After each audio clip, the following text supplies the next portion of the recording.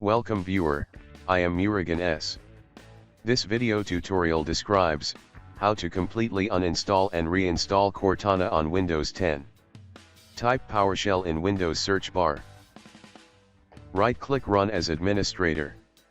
Click Yes to continue. Copy command from description and paste it. Type exit from PowerShell. Click Start, click Microsoft Store.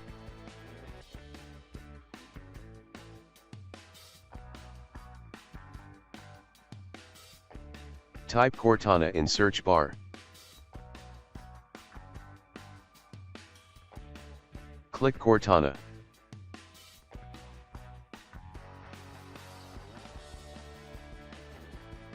Click Get.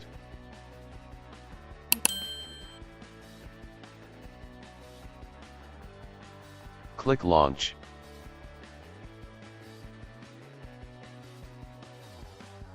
I hope this video tutorial helps to you. Please like, share and don't forget to subscribe my channel. Thank you very much. See you next video.